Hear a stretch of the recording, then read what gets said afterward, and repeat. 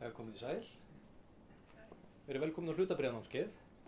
Ég heiti Björn Berg, ég er deildarstjóri hérna hjá VFIB og þetta námskeið okkar, grunnnámskeið, er liður í samstarfsverkefni sem við stöndum að í VFIB ásamt Naskar Investments, félagi kvenna í atvinnulífinu og Kauphöllinni, Nasdaq OMX Iceland.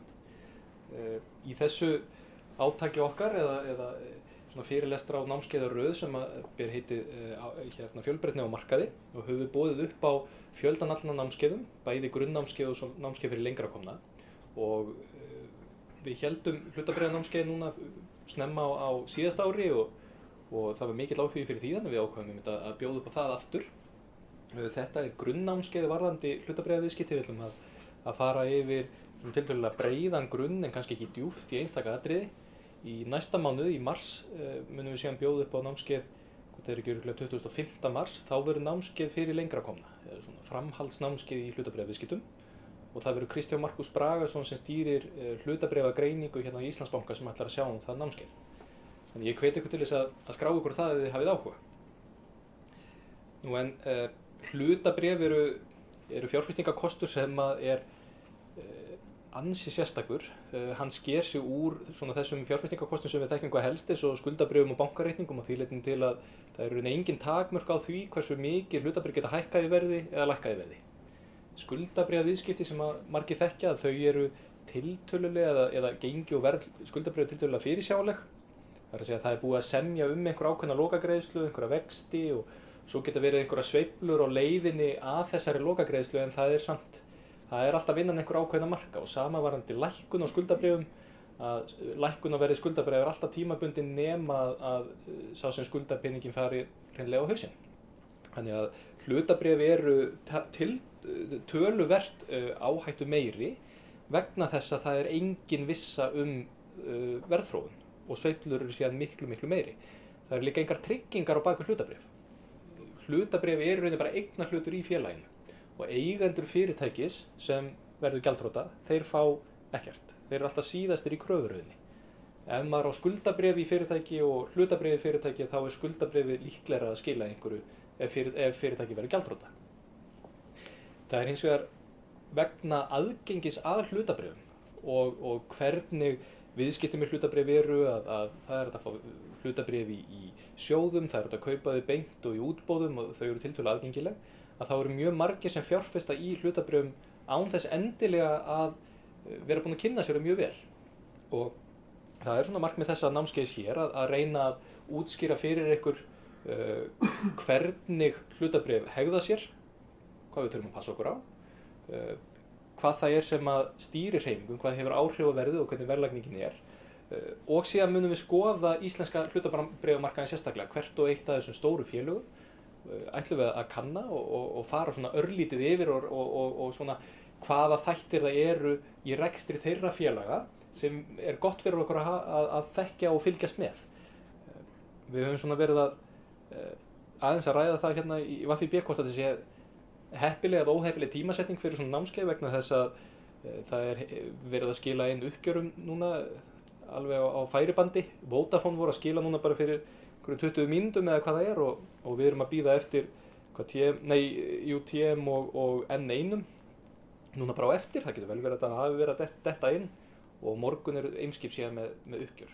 En við ætlum að skoða allavega þessi íslensku félag hérna á eftir en við byrjum aðeins á íslenska hlutabréfamarkaðinn og það er svona einkennandi fyrir, ég held að séu í umræðum hlutabréf er alltaf verið að tala gildi þess og mikilvægi að dreifa vel og þess vegna held ég að nánast öll erlend hlutabréfanámskeið, þau heiti bara hlutabréfaviðskipti en vegna gjaldeyrishaftanna þurfum við skiljanlega að halda okkur á Íslandi. Og svona er íslenski hlutabréfamarkaðurinn. Það er tvennt sem er mjög merkilegt við sögu íslenska hlutabréfamarkaðarins. Það er annars vegar hversu ungur hann er, hversu gríðarlega mikil hækkun var á stuttum tíma og síðan er það hitt, það er þessi algjöra núllstilling nánast. Hlutabréfamarkaðurinn sem við erum í dag, þessi sem er lengst til hægri á myndinni sem við höfum verið að sjá þarna tjakkast upp svona hægt og rólega. Þetta er allt annar markaður en sá sem var þarna að hækka og lækka.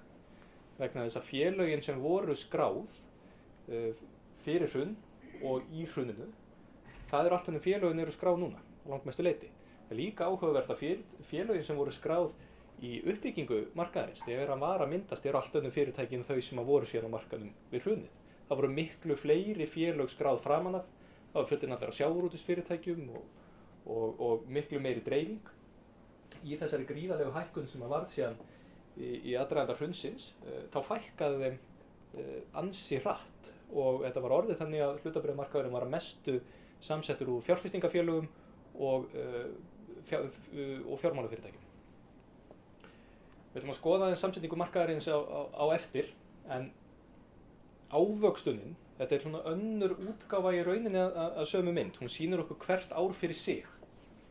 Hún sýnir okkur að ef við sæjum bara þessa mynd, þá myndum maður kannski halda að þetta hafi nú bara verið þokkalegt, vegna þess að þau eru nú ekki mörg árin sem verður einhver lækkun.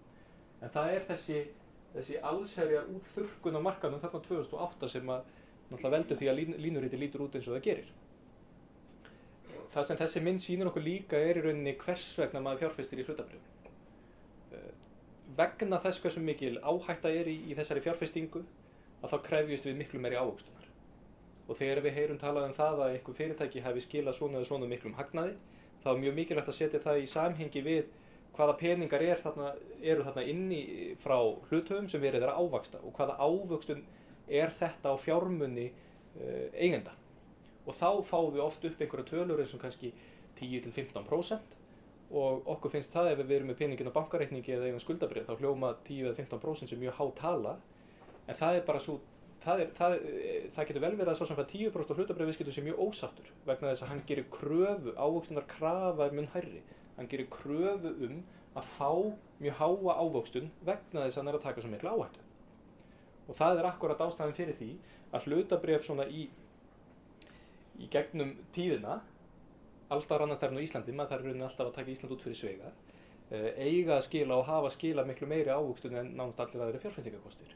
Vegna þess að það er meiri áhætta. Það er þetta samband milli áhættu og ávöxtunar sem við sjáum svo glögglega á hlutabréfamarkaðnum, eins og við sjáum á þessari mynd þar sem að súlunar eru í plús að þá eru þær ansi mikið grænar.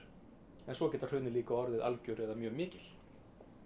En lítum hér á aðra mynd sem að við höfum stundum sýnt og okkur finnst svolítið skemmtileg. Þetta er mynd sem ber saman skuldabréf og hlutabréf og Bandaríkin og Ísland. Og þessar súlur sem bláa súlan, þið sjáum líka að skalinn er svolítið skekktur, þannig að það er gríðarlega mikill munur á milli þessara reita. Nú bláa súlan, eða bláa línan segi ég, hún sýnir okkur bandaríska hlutabréfamarkaðinn, S&P 500 vísitöluna í Bandaríkjunum. Og þar sjáum við gríðarlega miklar hækkanir svona heilt yfir, þannig að ef við hefðum lagt inn pening árið 1927, $1 og þá ættum við $3.000 í dag. Þetta er náttúrulega þannig er ekki gert ráð fyrir neitt verðbólga en slíkt í þessum tölum, það er ekki búið að leiðrétta fyrir því. En hér sjáum við líka ansi mikla lækkanir inn á milli. Kreppan mikla var náttúrulega gríðarlega mikið áfall og tók langan tíma að jafna sig, fleiri ár. Og fyrir þá sem hafa áhuga á þessu, á hlutabréfabólum og slíku, þá bendi ég ykkur á inn á wafib.is er upptaka af námskeiði Haraldar Gunnarssonar sem starfa í fagfjárfestaþjónustu WAFIB hlutabréfabólur. Og þar rifjar hann upp kreppuna miklu og netbóluna og fleiri bólur. Nú en gráa súlan, eða gráa línan segi ég, það er 10 ára overtryggt ríkisskuldabréf, bandarískt, svona típist ríkisskuldabréf. Og það skilar miklu minni ávöxtun, en það sveiflast líka miklu minna. Og sá sem skuldar þessi bréf, þetta eru mjög ólíkir aðilar. Þetta er annars vegar bandaríska ríki sem skuldar bréfin sem eru þarna á gráu línunni. Á bláu línunni að þá eru þetta hlutafélög. Þannig að þeir sem hafa haldið gráu bréfunum, að þeir hafa alltaf verið nokkuð öryggi með það að þeir geta aldrei lent í allsherjar lækkun. Það er mjög ólíklegt að það verði einhvern veginn lækkun eins og í kreppinu miklu á gráu línunni. Bláa línan, hún er hins vegar þannig að þar eru fjárfestar meðvitaður það og í einhverjum tilfellum bara tilbúnir í það verði mjög mikla lækkanir inn á milli annað slagið. En fyrir þá áhættu og fyrir þann séns vilja þær láta veluna sig. Og við sjáum það á þessari löngu 90 ára sögu og þá sjáum við að það hefur skilað sér í margfalt meiri ávöxtun. Á Íslandi, það er sagan miklu styttri og allt öðruvísi. Hér verðum við reyndar að setja þann fyrir á þessa ljósu línu að hún er verðtryggður ríkisskuldabréfamarkaður. Og við viljum bera það sama vegna þess að óverðtryggður ríkisskuldabréfamarkaður var bara alltaf mjög lítill. Og þá sjáum við þessum munin á Íslandi og Bandaríkjunum til dæmis, að hrunið hérna varð nánast algjört. Nú, aðeins meira varðandi íslenska hlutabréfamarkaði. Við ætlum að skoða öll þessi félög aðeins og eftir. Og þið grípið endilega inn í ef þið eru með einhverjar spurningar, bara að gera. En hér sjáum við ávöxtun síðasta ársins 2013.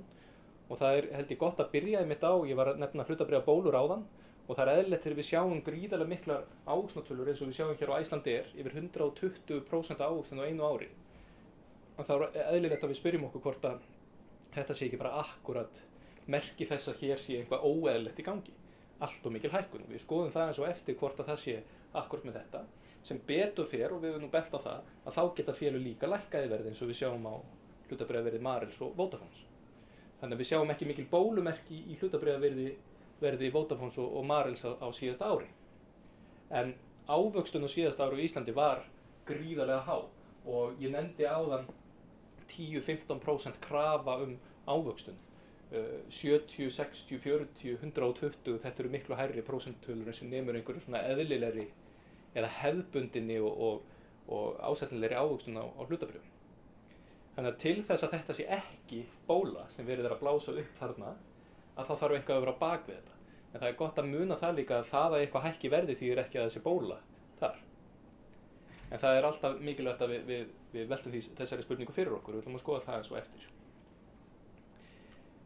En hlutabréfaviðskipti þau eru ekkert ósvipuð öðrum viðskiptum með til dæmis skuldabréf og þeir sem þekkja það að hafa átt viðskipti með skuldabréf þeir þekkja það að það er einhver kostnaður sem fylgir þessu, það er að kaupa annarkot skuldabréfin beint eða í gegnum sjóði.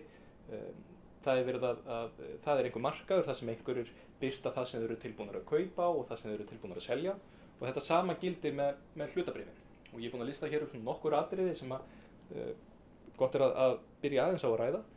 Ef þið eigið hlutabréf og hringið inn í miðlarinn ykkar og eruð að biðja að selja hlutabréfin, eða ætlist til þess, þá spyr miðlarinn oft hvort að þið viljið selja þetta á markaðsverði, eða stundum segir hann hagstæðasta verði sem í boði eða hvort þið viljið leggja fram tilboð.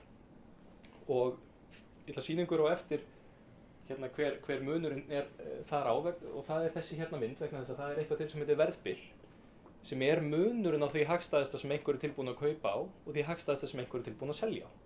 Þetta er bara uppboð.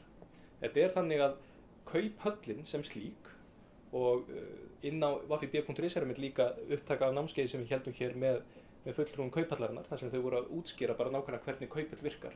En kauphöll í rauninni ekkert sjálfa að kaupa neitt eða selja neitt. Kauphöllin sinnir því hlutverki að birta upplýsingar frá fólki. Og hér sjáum við mynd sem við tókum bara núna í morgun. Þetta sýnir okkur Icelandair, hlutabréfi Icelandair. Og þar sjáum við hér grænu hliðina, þar stendur B-price eða bid-price og A-price, það þýðir ask-price. Og það þýðir, þar sjáum við að hér fullt af tilboðum, einhverju sem eru tilbúnir að selja bréfin sín hægra megin og svo einhverju sem eru tilbúnir að kaupa bréf vinstra megin og það virðast fleiri tilboð vera inni vinstra megin og hægra megin og það er munur á hagstæðustu tilboðum. Og þetta er það sem talað er þegar verið er að spyrja okkur hvort við viljum kaupa eða selja á hagstæðasta verði. Þá er bara verið að segja að það eru einhver tilboð sem liggja núna hjá kauphöllinni, það er bara búið að tilkynna það er einhver aðili hérna sem er tilbúin að kaupa bréfið þín á genginu 18,3. Viltu taka því tilboði? Það er merkingi með því að taka markaðsverði eða hagstæðasta tilboði. Ef þið viljið ekki taka því tilboði, þetta er það hagstæðasta sem einhver er tilbúin að kaupa núna, þá getur verið að þið viljið leggja fram tilboð og gera eins og þessi sem er hægra megin og hefur auglýst sín bréf til sölu og genginu 18,55. Þannig að þarna myndu þið kannski vilja segja, nei, 18,3 er of lítið, ég vil selja bréfið mín dýrar, þannig ég er tilbúin að selja bréfið mín á 19 eða 18,5 eða 18,6. Yfirleitt og það er langalgengast að þeir sem er að versla með hlutabréf að þeir taki hagstæðasta tilboði. Það er langalgengast. Nú arðgreiðslur, þær eru síðan hafa aðeins annar hlutverk á Íslandi en að gerðu vegna þess að arðgreiðsla er í rauninni þegar að fyrirtæki kannski búið að safna upp einhverjum hagnaði á orðið lausafé eða eitthvað slíkt og ákveður að borga hluthöfum út. Og þegar fyrirtæki er að borga út arðgreiðslu þá þýðir það yfirleitt að fyrirtæki sé þá ekki að fara að fjárfesta fyrir þessa peninga. Og oft er það þannig að fyrirtæki er að kannski búið að safna einhverjum peningum og þá stendur vaðalega á milli þess að nota þá peninga til að fjárfesta, kaupa eitthvað annað fyrirtæki, stækka eða eitthvað slíkt, eða þá að borga bara út. Og við séum mjög mikla breytingu á þessu frá því fyrir hrun. Fyrir hrun vildu allir bara halda áfram að fjárfesta og greiddi enginn út arð. En núna hefur þetta verið þannig að flest fyrirtækin hafa greitt arð. Og núna var til dæmis verið að greina frá því að Visa ætlaði að greiða hvað 85% af hagnanum sínum á síðasta ári út í arð, sem þýðir að Visa ætlaði þá ekki að fjárfesta fyrir þann pening. Og þetta eru þá, sumir fjárfestar vilja arðgreiðslufélög vegna þess að þá eru þeir stanslaust að þá er fyrirtæki að skila þeim tilbaka eða láta þá að fá hagnaðinn og þá getur viðkomandi hluthafi sjálfur ákveðið hvernig hann fjárfestir, frekar en að fyrirtæki sé sjálft að ávista peningana áfram. Og svo er það gjaldeyrishöftin og þau hafa ákaflega mikið að segja. Öll umræðum bólumyndun er tilkomin vegna gjaldeyrishafta. Það er að segja að hér eru við með mjög mikla takmarkanir á því hvað má gera við peninga á Íslandi. Ég nefndi það að á erlendum námskeiðum sem þessum væri verið að tala um það og ræða möguleika á því að ávaxta peningana á milli hagkerfa og í mismunandi geirum og svo framvegis og dreifa peningunum okkar. Á Íslandi höfum við enga slíka möguleika vegna þess að gjaldeyrishöftin halda öllum peningum á Íslandi. Og einu erlendu hlutabréf sem hægt er að kaupa svona öllu jöfnu eru þá hlutabréf sem eru hjá þeim sem þegar eiga erlend bréf. Þannig að ef við eigum hlutabréf í Apple þá megum við selja þau og kaupa önnur erlend bréf innan 6 mánaða, en við höfum ekkert aðgengi að erlendu mörkuðum. Og þess vegna er það þannig að hérna hlaðast upp peningar á Íslandi, til dæmis hjá lífeyrissjóðum og öðrum, sem þarf að fjárfesta fyrir. Og einhver hluti þeirra fjárfestinga fer inn í hlutabréfamarkaðinn og svo er það fasteignamarkaður og skuldabréfamarkaður og svo framvegis. Það er engin merki um það að það verði einhverja meiriháttar breytingar á höftunum núna næstunni í þá áttina að við getum farið að kaupa okkur hlutabréf í Facebook og Microsoft og svo framvegis. En það er aldrei að vita, en eins og staðinni núna þá er þessi íslenski hlutabréfamarkaður svo eini sem við höfum aðgengi að. Og vegna þessara undarlegu aðstöðu sem við erum í þá þurfum við að vera sérstaklega á varðbergi varðandi verðlagningu. Og þess vegna er umræðan þessa bólumyndun svo heilbrigð vegna þess að sumir segja að það sé augljós merki um bólumyndun og aðrir segja nei, þetta er ennþá þokkalegu verði, það er engin merki um það. En aðstæðunar eru þannig að bóla getur auðveldlega myndast. Það er að segja óhófleg verðlagning á hlutabréfum, hún getur myndast þegar vegna þess að verð hlutabréfa það myndast bara eins og allt annað verð. Það er bara samspil eftirspurnar og framboðs.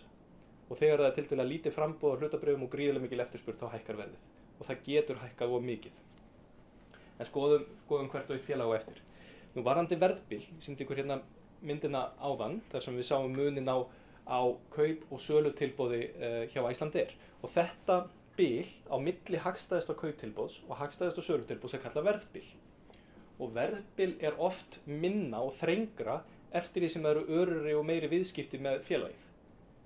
Vegna þess að þá er bara verið að leggja fram fleiri tilboð og meira verið að keppast um það að ná að selja bréfin sín og kaupa bréf, að það er til dæmis lítill munur hérna á milli. Hér erum við búin að taka saman meðaltals dagsloka verðbil, það er að segja verðbil bara í lok dags, árin 2012 sem er bláa súlan og 2013 sem er gula súlan. Og þá sjáum við á markanum heild sinni að þá er algengt að þetta sé kannski rétt tæplega 1%. Síðan eru 2 fyrirtæki sem að skera sig úr og það eru Nýherji sem eru mjög lítil viðskipti með og síðan Össur sem eru sömuleiðis tiltölulega lítil viðskipti með. Og Össur er þannig að langstærstu hlutabréfanna eru í Danmörku. En ef við sleppum þeim tveimur og skoðum restina, að þá getur verið eðlilegt að ef það eru kannski lítil viðskipti við daginn og einhver einn er að eiga viðskipti og þá er spurning, vill svo til að hann sé að fara að selja eða kaupa og þá getur verðið hækkað að lækka kannski 0,5%. Bara vegna þess að það vildi svo skemmtilega til að næsti aðili á markaðnum var að fara að kaupa eða selja. Og ég tók þessa fréttina sem var hjá Viðskiptablaðinu, sem er svolítið skemmtileg. Ég hef gengi ávæntanlega standað hérna gengi bréfa Össurar fjall. Og svo lesum við þessa fyrirsögn og fáum bara í magann ef við til dæmis eigum hlutabréf í Össuri og höldum að hér hafa orðið einhver hrun á bréfum Össurar. Og þetta þýðir þá væntanlega að það hefur eitthvað komið fyrir, að fjárfestar að flýja, að það einhver lækkun hérna á hlutabréfaverðinu, en svo sjáum við hvað stendur í textanum: gengi hlutabréfa stóðtækja fyrirtækisins Össurar fjall 2,13% í dag, sem bara þetta hér, sem bara eðlilegt verðbil. Það getur vel verið að það hafi ekki verið nein viðskipti þennan dag, nema kannski einhver ein viðskipti, þar sem einhver einn var að selja bréfin sín. Fyrir kannski 1000 kall, getur vel verið. Og þá getur bara verðið á bréfinu lækkað svona, án þess að sé nein ástæða á bakvið það þarf ekki að þýða neitt. Þannig að þetta er mjög algengt að við sjáum fyrirsagnir í blöðum þar sem verið að segja einhver bréf að við hækkað eða lækkað og það er ekkert á bakvið það. Það er oft mikilvægt að kynna sér þá og það er hægt að fá aðgang á þeim upplýsingum að sjá hversu mikil viðskipti voru á bakvið þetta og hversu háar fjárhæðir voru þetta. Þannig að munum það endilega. Þetta sýnir okkur líka það kannski ef að það er 0,5% á milli þess að taka hagstæðasta kauptilboði eða að reyna að setja inn eitthvað tilboð sem hérna á milli, að þá er spurning, vill maður bara selja bréfin eða vill maður taka sjensin á því að fá 0,5% hærra verðið eða eitthvað slíkt. Og það eru margir sem að líta svo á að það sé bara ákveðið öryggi fólki í því að geta bara tekið þessu verði sem er í boði núna og ganga frá því strax. Nú, útboð, þau eru önnur leið til að fjárfesta í hlutabréfum, vegna þess að hitt sem ég var að tala um er í rauninni þegar að bréfin hafa þegar verið skráð og þau eru á markaðnum og þá er verið að eiga viðskipti með bréf sem eru bara á frjálsum markaði. Útboð eru hins vegar þannig að þarna er verið að skrá inn í kauphöllina félög í fyrsta skipti eða hlutabréf í þeim félögum og það er í rauninni allt öðruvísi vegna þess að við sjáum hérna til dæmis hægra mynd á myndinni að það er svona mynd af útboði hjá N1 og þá er fyrirkomulagið þannig að maður borgar engan kostnað við að kaupa bréfin en er beðinn kannski að leggja fram eitthvað tilboð. Stundum er sagt hvert verðið verður, þannig að það er verið að segja N1 er á leiðinni í kauphöllina eða Sjóvá eða hverju það eru á leiðinni í kauphöllina og það er verið að bjóða þáttakendum að kaupa bréf á þessu verði og þá getur maður tekið því eða þá að það er verið að segja að það er óskað eftir tilboðum á einhver ákveðnu bili og ef maður setur inn of lágt tilboð þá getur maður mist hreinlega af bréfunum. Og svo er óskað eftir eins og hér annars vegar tilboðsbók A og hins vegar tilboðsbók B sem eru þá var í þessu tilviki miðað við upphæðir, það er að segja yfir eða undir 10 milljónum og ef það er gríðarlega mikil eftirspurn eins og var í þessu tiltekna útboði hjá N1 að þá var það þannig að sá sem að bauð 10 milljónir í bréfina hann fekk einhvern 184.000 kall. Það fengu bara allir þá upphæðið að minna og oft er það þegar að mikil eftirspurn er og mikil stemning fyrir útboði að þá kannski hækkar verðið á bréfunum en það er ekki alltaf þannig og okkur fannst líka mikilvægt að taka það sérstaklega fram að þrátt fyrir reynslu undanfaranna útboða þar sem að hækkun hefur verið mjög mikil strax eftir útboð að þá eru líka dæmi það til dæmis hjá Vodafone og við ætlum að skoða eins línuriti hjá þeim á eftir og hjá Facebook útboð Facebook, þar sem að Facebook var að skrá sig í kauphöll, það var mjög spennandi og skemmtilegt og vel talað um það og gríðarlega mikið fjölmiðlaumfjöllun, gríðarlega mikið þáttaka, mjög mikill áhugi og ofboðslegur fjöldi sem vildi taka þátt, þannig að það stemdi allt í gott útboð, en svo bara hrundu bréfin eftir það og þetta var gríðarlega mikið áfall fyrir þáttakendur og fyrir hluthafa og skilaði því að næsti mánuður eftir útboðið var fyrsti mánuðurinn í fleiri ár í Bandaríkjunum þar sem ekkert fyrirtæki skráði sig á markað vegna þess að þeir drógu bara úr áhuga allra í því að skrá sig á markað. Þannig að það er hægt að tapa mjög miklum peningum í útboðum og við verðum að vera undir það búin að þegar að bréf eru skráð á markað að þá er einhver sem er að selja okkur bréfin og hann vill ekkert vera að gefa okkur bréfin. En það getur vel verið að þau hækki mikið og það er svona, hefur verið talið kannski ekki kurteisi en svona fjárfestar eiga geta verið sagt að fjárfestar eiga geta búist við því að hlutabréf í útboðum séu að minnstakosti verðlög tiltölulega hóflega til þess að fá þáttöku vegna þess að þeir vilja fá mikla þáttöku og dreifða eignaraðild en það þarf ekkert endilega að vera og maður þarf alltaf að setja sig í spor þessum á bréfin í dag og er að fara að selja þau í útboði af hverju ætti hann að selja bréfin mjög ódýrt. Að það sem við reynum að gera í VAFIB og ég hvet ykkur til að gera er að kynna ykkur þessa fundi sem við höldum alltaf í aðdraganda útboða. Við höfum gert þetta með öll útboð frá hruni held ég nema hjá Reykni að þá hefur við haldið fundi í Hörpu sem eru opnir fundir, þeir eru sendir út í beinni útsendingu á netinu þar sem við fáum forstjóra og stundum fjármálastjóra fyrirtækjanna. Þeir sitja fyrir svörum, þeir rökstyðja sitt mál og kynna sitt fyrirtæki og almenningur getur síðan sendt inn spurningar beint á fundin.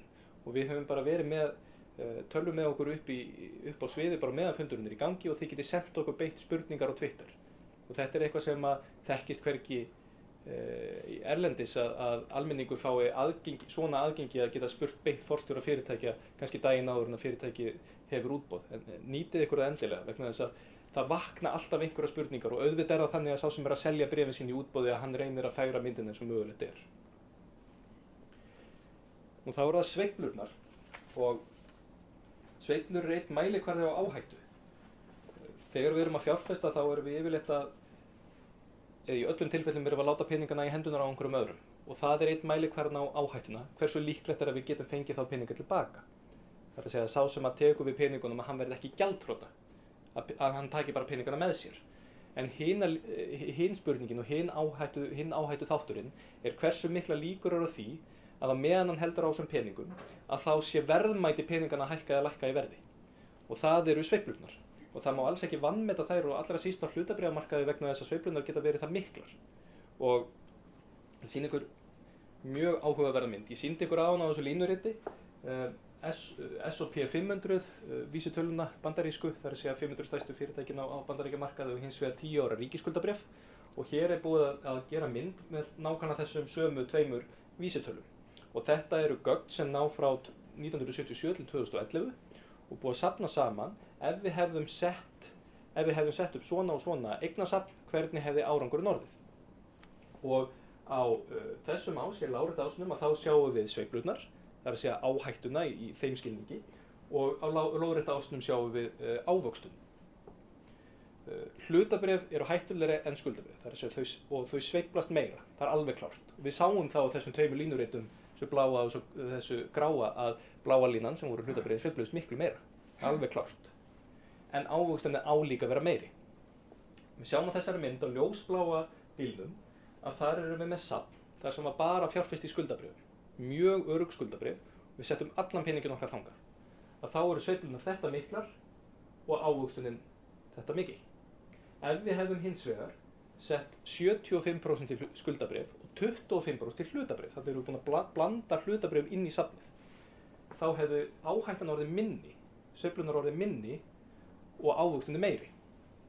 Og þetta það sem við gerum þegar við erum að dreifa eignum.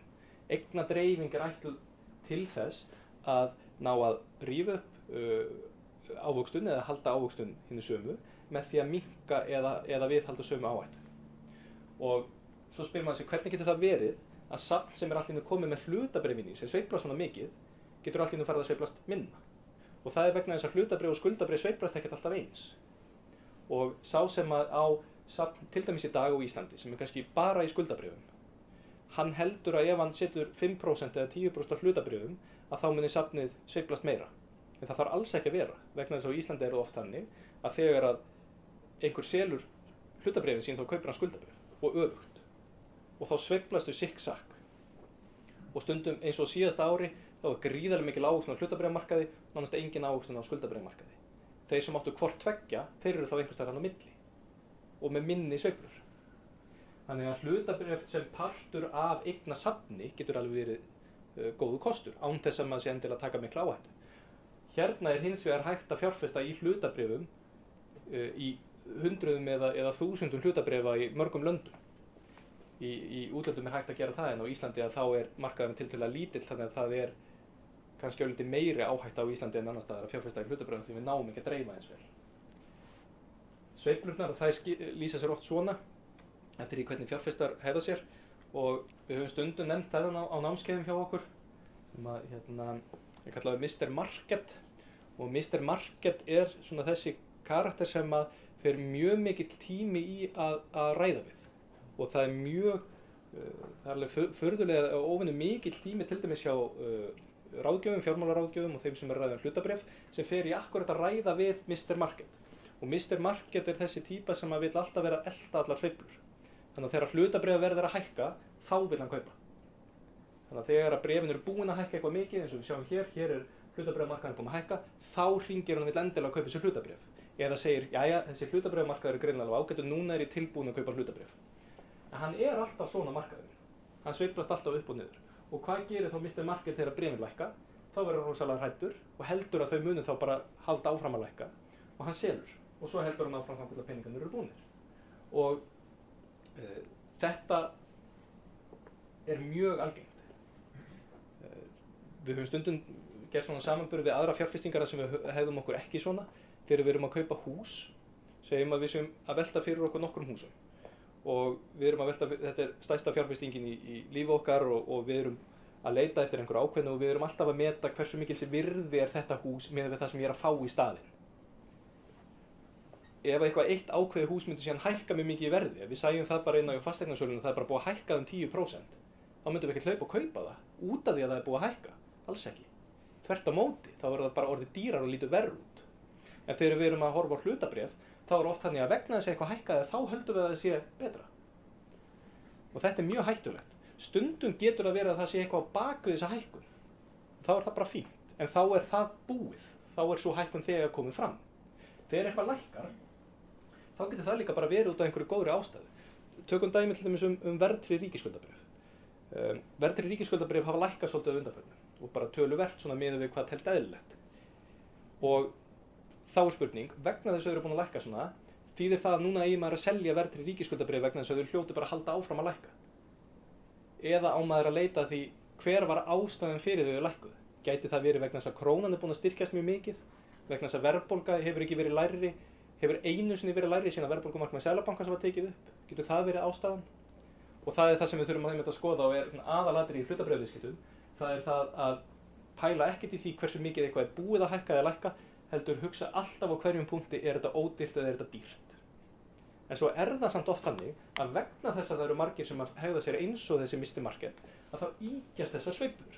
Og eitt svolítið áhugavert dæmi þetta er olíulekinn í Mexíkóflóa, sem ég kannski muni eftir. Þar sem að hlutabréfaverð í BP hrundi. Vegna þess að það voru náttúrulega sjónvarpsfréttir voru fullar af fréttum það að nú væru þeir í slæmum málum vegna þess að það væri olíuleki í Mexíkóflóa, allir seldu hlutabréfin sín. Og þá náttúrulega var gríðarlega mikið panik. En kostnaðurinn í krónum talið, eða dollarum eða pundum hjá BP, hann var miklu minni en lækkun á markaðsverðmætinu í kauphöllinni. Þannig að þarna var Mr. Market ofboðslega hræddur það að bréfin myndu bara halda áfram að lækka. En aðrir sem voru kannski skynsamlegri og horfðu á virði hlutabréfanna sáu það að þau voru búin að lækka miklu meira en var einhver innistæða fyrir. Og þeir keyptu þá og þetta bara rauk upp aftur, bara hækkaði einhver 20, 30, 40%. Að þau voru búin að lækka allt og mikið. Og þetta er mjög hættulegt, það er alltaf hættulegt að vera að elta hlutabréfasveiflur. Nú varðandi það líka hvernig við fjárfestum, að þá er gott bara að muna það að alveg eins og skuldabréfamarkaði þá er mjög erfitt að ætla sér að tímasetja viðskipti. Það að ætla sér að til dæmis að hringja í ráðgjafa og segja er núna góður tími til að kaupa eða selja, það er mjög erfitt að sjá það fyrir. Og vegna þess að markaðurinn ánáttúrulega alltaf að vera búinn að prísa raunverulegt verðmæti inn í bréfin á hverjum tíma. Og ef að það væru allir vissir það að það væri góður tími að kaupa núna, þá væri enginn tilbúinn að selja okkur bréfin nema þá miklu dýrar, eða ekki. Þannig að yfirleitt er það þannig að þeir sem eru að fjárfesta, svona sem bara almennir sparifjáreigendur eða fjárfestar, að þeir eru yfirleitt ekkert að spá í tímasetningum sérstaklega. Og þá eru þeir ofta að láta einhverja aðra það, til dæmis með fjárfesta í hlutabréfasjóði. Aðrir nota regluleg kaup og reglulegar sölur. Það er að segja kaupa bara með reglu millibili einu sinni í mánuði eða eitthvað slíkt. Og líka þegar þeir eru að selja, þá kannski selja þeir nokkrum skrefum. Og með því að hegða sér svona, þá útrýmaður maður eða svona minnkar áhrifin sem einhverja sveiflur hafa og tímasetningar. Það er líka gott að setja sér ákveðin viðmið. Og þessi, ég kannski sjáu ekki textan á þessu, hann er að senda SMS, þetta er ROTFLMAO, Rolling on the floor, liquidating my assets off, segir hann. Hann er sem sagt að selja bréfin sín og það er mjög gott að muna alltaf eftir því að ef við til dæmis tökum þátt í útboðum og ef við erum að kaupa hlutabréf, þá geta sveiflur verið mjög örar. Hækkun sem að þykir bara ágætis hækkun á einu ári, hún getur bara gerst á 2 dögum, það getur alveg orðið. Og þess vegna er gott þegar við erum að taka þátt í útboð með að kaupa hlutabréf, við verðum búin að setja sér einhver ákveðin markmið. Það til dæmis, við sjáum þá oft hjá þeim sem taka þátt í útboðum að þeir skrá sig fyrir einhverjum bréfum og segja ef þetta hækkar 10% þá selj ég bara. Og 10% eins og 2 ára ávöxtun á bankareikningi og við getum kannski náð því á 1 eða 2 vikum. Af hverju ekki að selja bara? Þetta eins og að vera í spilakassanum og þú græðir ekkert fyrir en þú tekur út hagnaðinn. Og nákvæmlega sama hægt að gera varðandi tap. Til þess að lágmarka líkunar á því að við töpum mjög miklu þetta að setja sér einhver mörk. Ef ég kaupi þetta hlutabréf eða lækkar 5%, 10% eða eitthvað slíkt þá ætla ég bara að selja. Það sem getur náttúrulega gert að þetta getur verið slæmt vegna þess að stundum eru bara sveiflunar svona miklar og þá allt í einhverju sveiflu þá bara seljum við og missum af því að þetta bara leiðrétti sig. En þetta getur líka ef við erum í mjög áhættu miklum hlutabréfaviðskiptum að þá getur þetta verið gott til að koma í veg fyrir mun meira tap. Varðandi kostnað, að þá það líka eitthvað sem gleymist stundum. Að ef við erum mikið að kaupa og selja, þá getur það bara kostað heilmikið. Yfirleitt kostnaðurinn svona 1% við það að kaupa bréf og 1% við að selja. Þannig að ef við kaupum bréf og hættum strax við að kaupum annað, þá erum við búin að eiga 3%. Og í netbanka, til dæmis í netbanka Íslandsbanka, það er eini netbankin þar sem þið hafi beinan aðgang að kaupöllinni.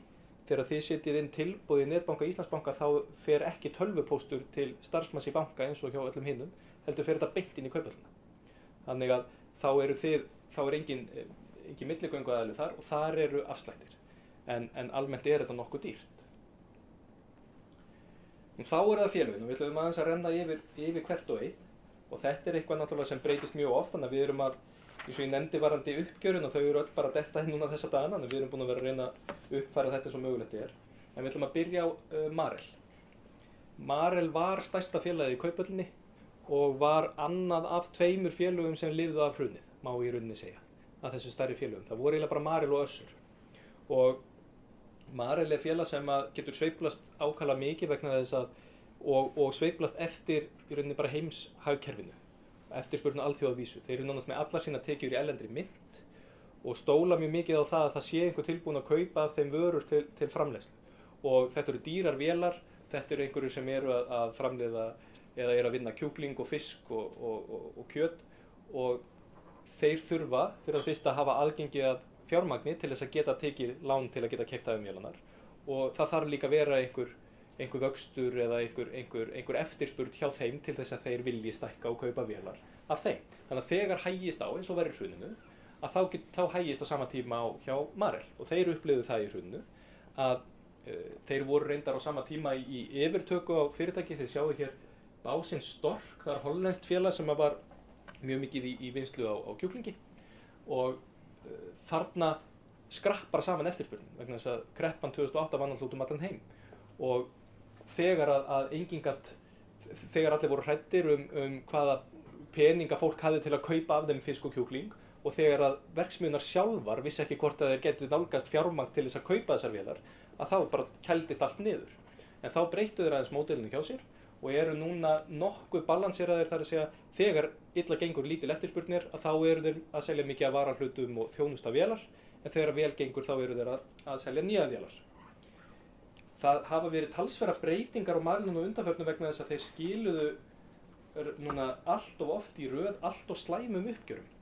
Og það hafði svo sem verið reiknað með slæmum uppgjörum frá félaginu en þeir í rauninni toppuðu alltaf verstu spár. Og það fór svo að forstjórinn var rekinn eða látinn fara og Árni Oddur sem var stjórnarformaður bara tók við og er núna forstjóri félagsins. Og þetta var slæmt ársuppgjör og það búið að boða mikla breytingar, búið að setja mjög bjartsýn markmið sem við bíðum bara spennt að sjá hvort það rætist en okkur finnst þau ansi bjartsýn. Þetta er fyrst og fremst nánast öll framleiða þeirra og nánast bara öll framleiðin þeirra í þeirra starfsemi kemur frá kjúklingavinnslu. Svolítið áhugavert vegna þess að Marel náttúrulega byrjar sem nýsköpunarfyrirtæki í fiskvinnslu. Eins og nefndi þeir voru stærsta félag Kauphallar en eru núna komin niður í 3. sæti og það sem er svolítið áhyggjuefni, ég ætla að sýna ykkur línuritið. Þið sjáu að það hefur verið svolítið mikið lækkun núna undanfarnu og það er nefnilega svolítið áhyggjuefni varðandi Marel að þeir hafa verið að afsaka sig að einhverju leyti með því að það hefur gengið svo illa úti. Þetta sem ég var að nefna, þar að segja engar nýfjárfestingar og lítið í gangi á markanum, það er akkurat ekki að gerast núna. Það er að segja, það er verið að kaupa heilmikið af vélum, það er bara ekki verið að kaupa það frá Marel. Og það er svolítið leiðilegt að sjá og er kannski einn helsti áhrifaþátturinn í þessum lækkunum sem við höfum verið að sjá núna. Og þessi línurit sem við erum með núna í þessum glærupakka, þau eru öll ná til 19. febrúar, þannig að þau ná ekki til dæmis deginum í dag, sem hafi verið svolítið hreyfingar. En við sáum hrunið að það var 50% lækkun, en þeir jöfnuðu sér tiltölulega fljótt og það er vegna þess að þessi sameining sem var í gangi við þetta hollenska félag Stork gekk bara nokkuð vel. Þeir náðu að endurfjármagna fyrirtæki á mun skárri kjörum, þannig að það var mikil hækkun hérna í lengri tíma sem hefur þó aðeins gengið tilbaka. Nú aðalatriði í þeirra rekstri, og það er svona tala sem er gott að muna ef þið eruð að heyra fréttir af Marel, það er þessi svokallaða pantanabók. Og pantanabók þýðir bara hvað þeir eiga eftir að framleiða, hvað er verið að biðja þau að búa til af vélum. Og hún hefur svo sem ekkert verið að stækka neitt sérstaklega, hefur frekar bara verið að draga saman. Hér sjáum við frá 4. ársfjórðungi 2011 og til 4. ársfjórðungs núna í fyrra að þessi staða á þessari pantanabók hefur bara verið að minnka reglulega, sem er náttúrulega mjög slæma fréttir. Og vegna þess að þessi markaður almennt er að taka við sér, að þá hefði maður reiknað með einhverju hækkun núna, nýlega. En þetta var Marel og þá var það Össur. Og Össur er fyrirtæki sem var mikið nýsköpunarfyrirtæki og er í rauninni ekki flokka sérstaklega sem slíkt ennþá, voru í miklum vexti og það verður hægt mikið á honum. Þeir eru að langmestu leyti, eins og ég segi, að mestu leyti í eigu Dana, þeir eru líka skráðir í Danmörku, vildi ekkert vera skráður á Íslandi en Kauphöllin leiði þeim að vera afskráður í einhverja sekundur og skráðu það bara strax aftur á þess að þeir vildu það. En það er hægt að eiga viðskipti með Össur, það þarf alltaf að vera viðbúin því að það geta bara með því að eiga til dæmis viðskipti að selja bréfin getur maður lækkað þau talsvert. Nú, Össur voru langt yfir væntingum núna á síðustu 2 ársfjórðungum, það er að segja það bara gekk mjög vel hjá þeim. Þeir hafa aðeins verið að gera breytingar í sínu rekstri, þeir hafa verið að kaupa til dæmis dreifikerfi í Skandinavíu, Svíþjóð. Þeir eru að selja ódýrari vörur sem þeir eru að framleiða til dæmis í Mexíkó. Þeir lentu í ansi skondnu, eða kannski ekki skondnu, svona nokkuð leiðilegu atviki í Bandaríkjunum þar sem að þeir höfðu fjárfest í gríðarlega flottum gervifæti. Og hvort það er ekki bara sá sem við sjáum hérna og einhverjum af þessum myndum fótur alveg frá ökkla og upp að hné, sem átt að verða svona þeirra aðalsmerki rétt fyrir hrun. Gríðarlega dýr fótur og heitir Symbionic Leg. Nú þetta er eitthvað sem þarf að skrifa upp á, það borgar enginn fyrir svona bara úr eigin vasa, heldur er þetta þannig að það er borgað svona fyrir hermenn, það eru herinnir og það er síðan þá heilbrigðisyfirvöld í viðkomandi landi og tryggingakerfi sem borga fyrir svona lagað. Svo bara verður hrunið og þá náttúrulega vilja þessir aðilar ekki fara að borga jafn vel fyrir svona dýra hluti. Það sem kemur síðan upp eftir hrun og var þeim svolítið erfitt var það að í Bandaríkjunum kom upp að læknar væru svolítið að ekkert endilega vísvitandi að svindla, heldur að fylla út pantanir á svona gervilimum ranglega, vitlaust. Og það var þá til þess að það voru sendir einhverjir aðrir fætur sem kostuði eitthvað annað en nákvæmlega það sem stóð á risettinu frá lækninum og þá fengu þessi læknar alveg gríðarlega háar sektir frá bandaríska ríkinu og það var til þess að þessi læknar hættu bara að skrifa upp á vöru frá Össur að þeir var svo flókið að gera það. Þannig að Össur fór að gera út fólk bara í bandaríkinu sem ferðast á milli lækna og hjálpaði þeim að skrifa upp á svona stóðtæki.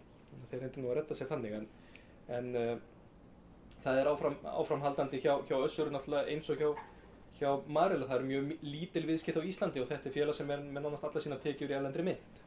Þessi 2 nýju uppgjör sem ég nefndi sem hafa gengið ákaflega vel að við sjáum þau hérna í lok þessa línurits. Og þetta er akkurat dæminn það sem ég var að segja. Hækkun eða lækkun á verði hlutabréfa, hún getur bara komið fram á 1 eða 2 dögum eða til lengri tíma. Þetta er oft svona að það eru mikil stökk og þetta sýnir líka að tímasetning, ef við ætlum að græða mikið á tímasetningu þá þurfum við nákvæmlega að vita hvenær við eigum að hoppa inn einhvern veginn á botninum og það sér það enginn fyrir, þannig að flestir vilja bara dreifa þessu vel og jafnvel að fara inn í einhverjum skrefum. Og þá er það Vodafone og Vodafone er fyrirtæki sem hefur svona farið kannski aðeins í aðra átt en önnur nýskráð fyrirtæki á markað. Össur og Marel eins og ég segi eru þessi fyrirtæki sem voru á markaðnum fyrir hrun og í hrunnu.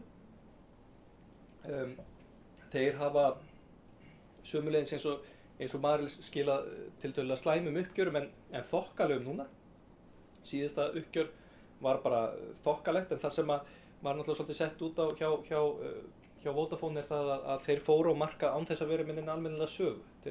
Það var bara splunkunýtt fyrirtæki með enga reynslu, það búið að breyta þeim algjörlega í hruninu. Þannig að ég held að greiningaraðilar og aðrir hafi kannski ekki almennilega vita hverju þeir áttu vona.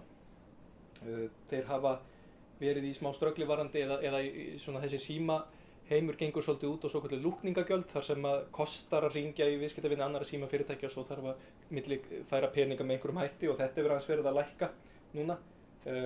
Þetta er minnsta félagið á aðalmarkaðnum.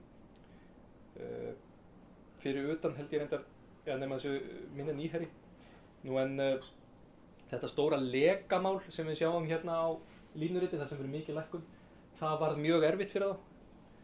Í smá tíma, og hefur síðan í rauninni bara komið aftur.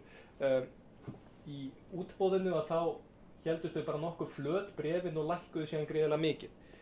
Þegar að þeir fóru að gefa frá sér tiltölulega léleg uppgjör. Nú eftir að þetta fór að jafna sig svolítið að þá lentu við í þessu leka sem að lækkaði verðið á bréfunum og svo hefur þetta svona aðeins stigið síðan þá. En lækkuðu með einhver 10% en fjárhagslegur skaði, hann er ekki alveg ljós ennþá að þessu lökamáli. En það sem er þegar komið fram er náttúrulega miklu minna en 10% markaðsvirði félagsins. Þannig að þarna kemur þessi saga sem ég var að tala um varðandi BP. Það er spurning, var þetta svona mikið lækkun vegna þess að það voru allir svo hræddir stöðu Vodafone eða raunverulega kostaði þetta svona mikið pening? Það sem að hins vegar ástæðan fyrir við vitum ekki almennilega hvernig þetta á allt saman eftir að enda vegna þess að margir af stærstu viðskiptavinum Vodafone eru með langtíma samninga. Þannig að við sjáum munu þeir endurnýja sína samninga eða ekki. Ég held að það hefur ekki verið nema 1% áskrifenda sem hættu hjá þeim. En við munum sjá það í næstu uppgjörum.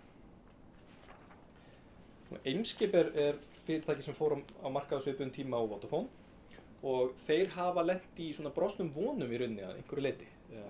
Þeir voru núna að fagna 100 ára afmæli, það var bara einu sem verið gjaldþrota, svona sem við verið að grínast. En þeir eru allt öðru sem fyrirtækir voru fyrir hrun, þeir eru bara eingöngu í flutningum. Þeir eru ekki að reka kæligeymslur, frystigeymslur út allan heim og í svona óskyldum rekstri.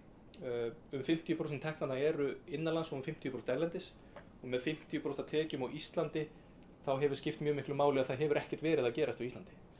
Það er engin almennileg uppbygging og það er engin almennilegur innflutningur eða útflutningur sem að var gert ráð fyrir. Þeir reyndar voru nokkuð heppnir. Þeir hafa náttúrulega verið í harðri samkeppni til dæmis við Samskip og hérna Þórskip. Þórskip tóku stóra samninga þeim bara núna rétt daginn. En varðandi ný skip, þá voru þeir að panta ný skip og það hefði náttúrulega verið slæmt að fá splunku nýtt skip þegar þeir gátu ekkert gert við það vegna þess að það varð ekki sá vöxtur sem þeir gerðu ráð fyrir. En afhending á þessum skipum hefur verið að seinka og þeir hafa þá fengið bætur fyrir það. Þannig að það hefur í rauninni bara reynst bara mjög vel. Hér sjáum við þróun á verði Eimskipa og það má í rauninni alveg heimfæra þessa miklu lækkun sem að verður hérna á miðju þessu tímabili bara til uppgjörs þar sem að forstjóri var einmitt að tala um þetta bara að svona yfirleitt er það nú þannig að maður heyrir uppgjör og þá er verið að tala um hvað það sé gangi allt vel og hvað það sé verið að plana mikið vöxt og eitthvað slíkt en þarna var Gylfi Sigfússon í rauninni bara að segja að það hafi ekkert verið að gerast á Íslandi og þeir eru með vannýtta getu hér heima og hafi bara ekki gengið nógu vel. Það sem er áhugavert við rekstur Eimskipa, kannski umfram mörgum félög er þessi ekki kannski einokunarstaða en þessi algjöru yfirburðastaða á Norðurlöndum og norðurslóðum. Og það er engir aðrir sem eru að leggjast að þessum fjörðum á Vestur-Noregi og Norðvestur-Noregi og fara yfir til Ameríku. Og sömuleiðis varðandi Færeyjar og Ísland að Eimskip er í gríðarlega sterkri stöðu á þessu markaði. Þarna er þeirra svona helsti vöxtur væntanlega framundan og mikla vonir bundnar við það að það verði mikil umsvif á norðurslóðum.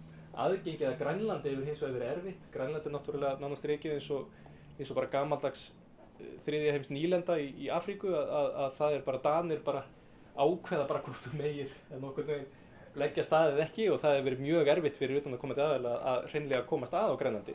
En Eimskipsmenn hafa sjálfsögðu mikinn áhuga á því og ef það verður síðan eitthvað í gangi hér á Drekasvæðinu og mikil umsvif þar og þá sjálfsögðu eru þeir í góðri stöðu til að geta þjónust af það. Icelandair hefur verið hástökkvari kauphallarinnar frá hruni. Þeir fóru nánast algjörlega á hliðina. Hlutabréfaverðið lækkaði niður í nánast ekki neitt en hefur síðan rokið upp síðan þá og gengið ofboðslega vel og hefur í rauninni verið svona holdgervingur þessarar umræðu bólumyndun á Íslandi. Miklu meira en íbúðamarkaðurinn og annað. Þetta félag hefur breyst mjög mikið, þetta miklu stærra en þeir voru. Uppgjörið fyrir árið 2013 var bara met uppgjör og það hefur verið mjög mikill vöxtur. Þeir eru að fljúga 50% meira, tvisvar sinnum meira, segi ég heldur en 2009. Þeir eru náttúrulega í mjög sterkum samkeppnismarkað og það helst verið að líta á Norwegian sem er norskt félag sem hefur nýtt sér þessa grotnun á SAS og er svona lággjaldar flugfélag sem hefur sagst bara ætlað að hirða svolítið þennan markað af Icelandair sem eru núna að fljúga held ég 50% flugferða Icelandair eru ekki með viðkomu á Íslandi, heldur fara bara beint frá Bandaríkjunum yfir til Evrópu. Og þetta er svona ein tegundin og einn partur af rekstri Icelandair sem við kannski fréttum ekkert mikið af hér á Íslandi. Það er hversu mikil breyting hefur orðið þarna. Nú, í fyrra þá var þessi mikla hækkun yfir 121% og við vorum einmitt að ræða það hvort að þetta hefur verið óvenju mikið og of mikil hækkun og hvort það hefur verið innistæðið fyrir þessu. Síðasta ár var bara algjörlega fullkomið fyrir Icelandair. Það var lækkun á olíuverði, það var veiking á dollar, þar sem að þeir kaupa olíuna og fá síðan tekjurnar sínar að miklu leyti til dæmis í evrum.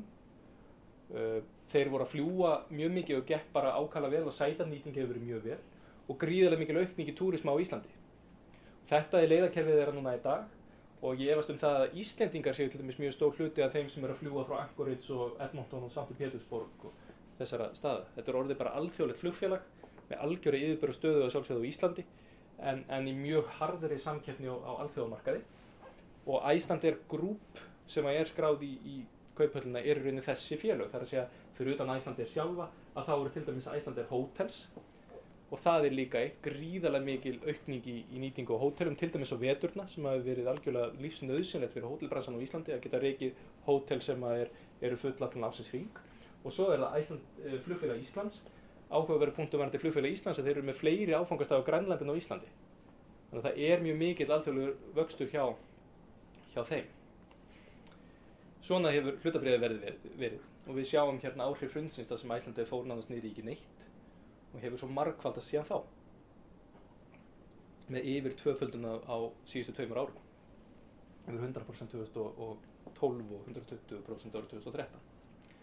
Hagar eru síðan allt öðruvísi fyrirtæki. Þetta er ekki fyrirtæki sem er í miklu vexti og verður væntanlega ekkert í miklu vexti. Áður en Hagar fór í kauphöllina og Icelandair í rauninni voru þeir fyrstu til þess að skrá nýtt hlutafé í kauphöllina. Hagar voru fyrsta nýja fyrirtæki til að skrá sig í kauphöll. Og Hagar er bara gamli baugur. Inn í högum eru Bónus og Hagkaup, langstærstu partarnir og svo eru Debenhams og Bananar og aðfeng og svo framvegis. En þeir voru til dæmis látnir væntanlega eða það er að segja þurftu að selja 10-11 áður en þeir skráðu sig í kauphöll vegna þess að þeir eru svolítið með samkeppnisyfirvöld svona andandi niður hálsmáli hjá sér varðandi möguleika einhverju stækkun. Þannig að þeir eru frekar að líta til hagræðingar í rekstri til þess að auka sína afkomu frekar heldur en einhvern vöxt. Þeir greiða arð, voru fyrsta félagi til þess að tilkynna það að þeir ætluðu að verða arðgreiðslufélag.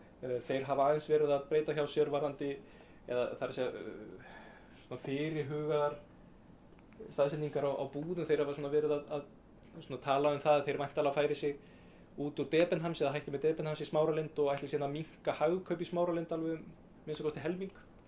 Þegar maður kemur þangað inn þá sér maður að það er bara fyrir framan kassan, það er bara rúm fyrir heila búð sem nánast ekki notað. En það hefur verið algjörlega einstakt að fylgjast með högum frá skráningu vegna þess að þeir hafa hækkað stöðugt án þess að sveiflast mjög mikið sem hefur verið mjög áhugavert og gengi bara virkilega vel hjá þeim.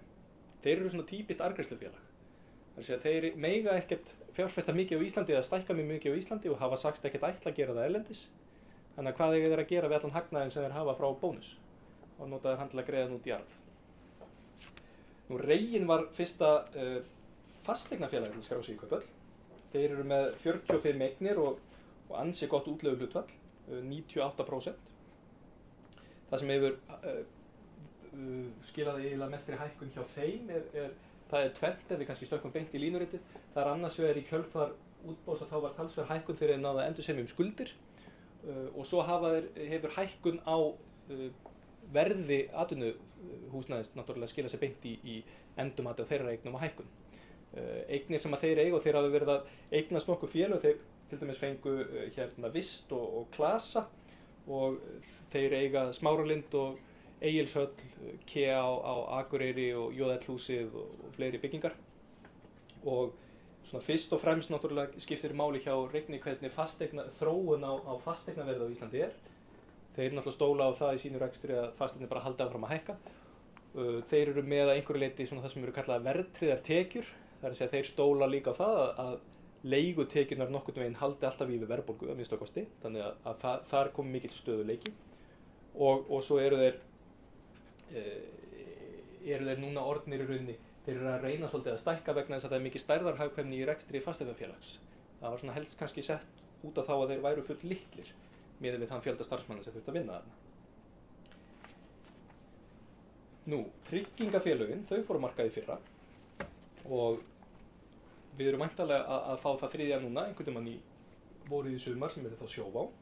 En TM og Vís, það er svolítið, maður þarf nú svona nánast að taka þau svolítið saman, þau fóru þarna eiginlega í sömu vikunni og þetta eru fyrirtæki sem verið nákvæmlega sama business í rauninni fyrir utan það að stór hluti af tryggingafélagarekstri er það að ávaxta peninga, að fjárfesta. Þetta eru fjárfestingafélög að mjög miklu leyti og þau fjárfesta með svolítið ólíkum hætti, það er að segja TM og Vís. TM eru mikið í því að fjárfesta í hlutabréfum og Vís eru mikið í því að fjárfesta í skuldabréfum.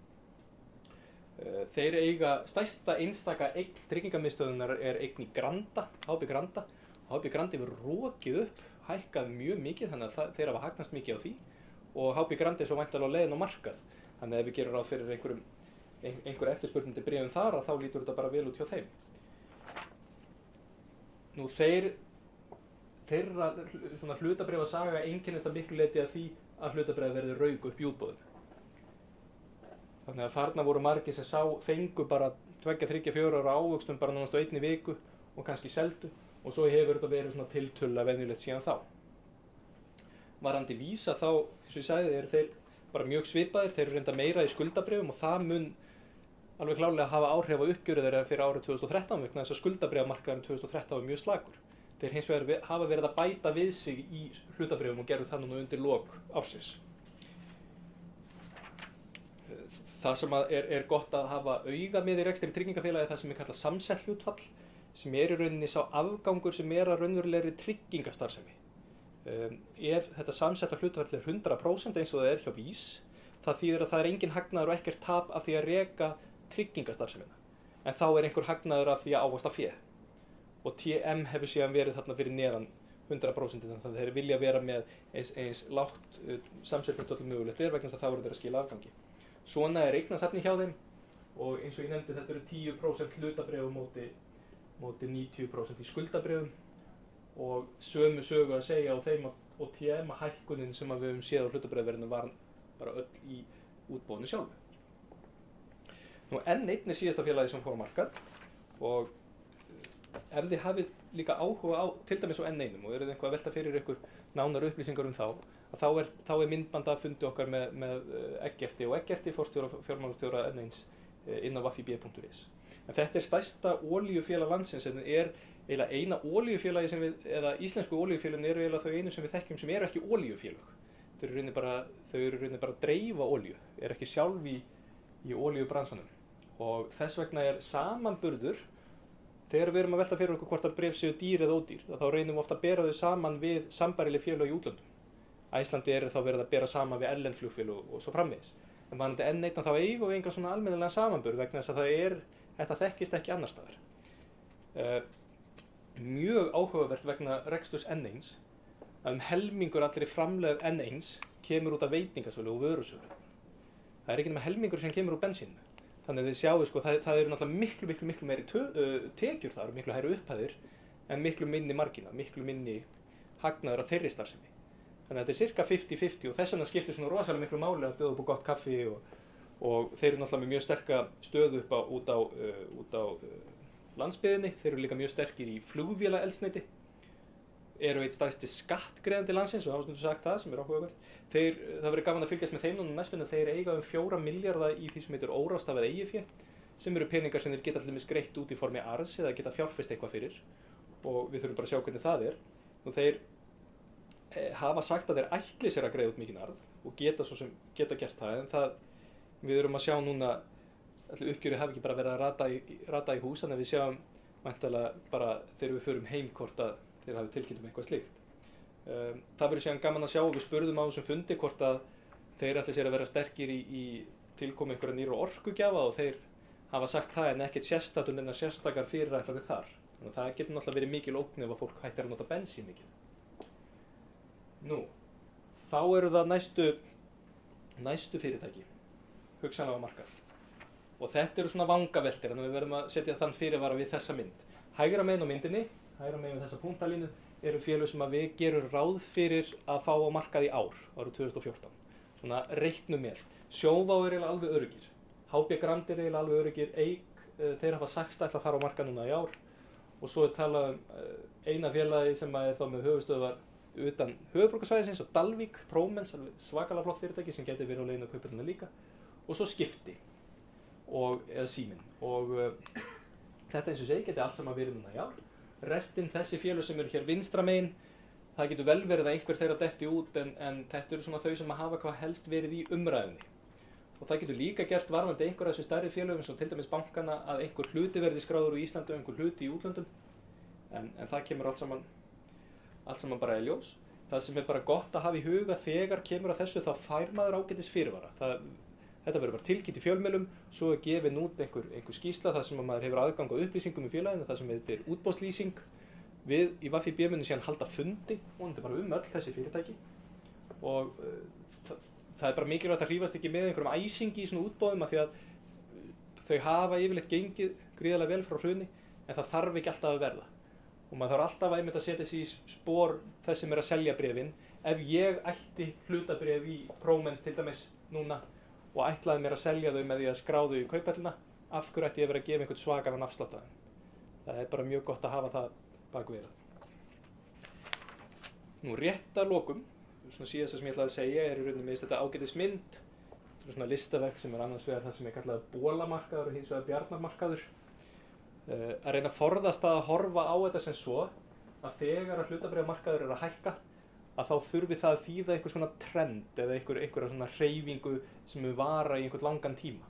Þetta er eins helstu mistöki sem að fjárfestar gera á hlutabréfamarkaði, það er að reikna með óbreyttu ástandi áfram. Þeir sem ná bestum árangri í hlutabréfaviðskiptum eru þeir sem vita að þessi hækkun sem er núna mun einhvern tímann að stoppa og það verður lækkun. Og þeir sem að sjá í einhverju lækkun að þetta mun einhvern tímann að snúa við og við fáum hækkun aftur. Og ef við munum alltaf eftir þessu og gerum alltaf ráð fyrir því, að þá komum við væntanlega miklu betur út þegar uppstæðið. Þá innleysum við hagnað þegar þetta er búið að hækka í staðinn fyrir að halda bara endalaust áfram að kaupa á leiðinu upp. Og þegar eitthvað lækkar, þá kannski prófið að kaupa vegna þess að bréfin eru orðin ódýrari. Þannig að það er gott að muna það, og mér langaði að segja ykkur frá bara rétt að lokum námskeiðum sem að þið getið sótt ef þið hafið áhuga á að kynna ykkur hlutabréfin betur. Ég nefndi það 25. mars er þetta námskeið okkar hlutabréf fyrir lengra komna með Kristjáni Markúsi Bragasyni í greiningu Íslandsbanka.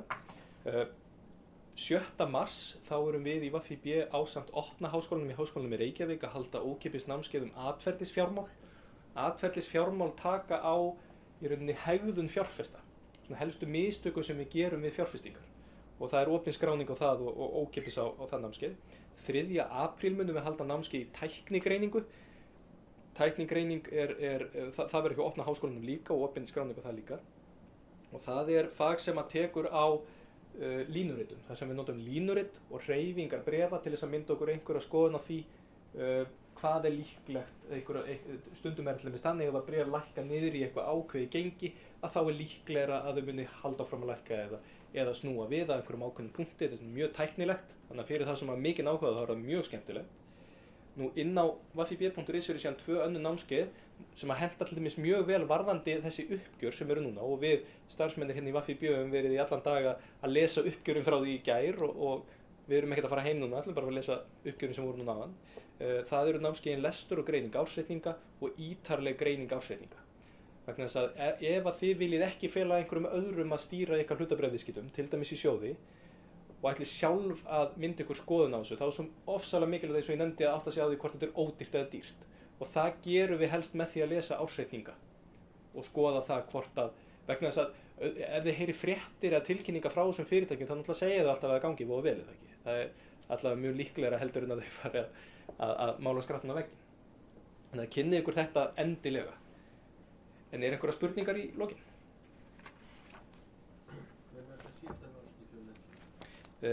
Síðast námskeið sem var þá tæknigreiningarnámskeið. Lestur og greining ársreikninga, þau námskeið bæði eru inn á vefnum. Þau voru haldin síðasta haust og eru inn á wafib.is. Og það er Haukur Skúlason sem hann til dæmis stýrir 4. stærsta fasteignafélagi landsins og er nú alltaf að lesa ársreikninga. Og hann hélt þessi námskeið. Annars vegar er það grunnnámskeið í lestri ársreikninga og hins vegar fyrir lengra komna. Eru fleiri spurningar? Já. Heyrðu, takk fyrir kærlega. Við verðum hérna áfram, þeir eru hérna til dæmis Elmar Árnason sem er verðbréfamiðlari og Gísli Halldórsson sem starfa hér í ráðgjöf hjá WAFIB. En takk fyrir komuna, kærlega.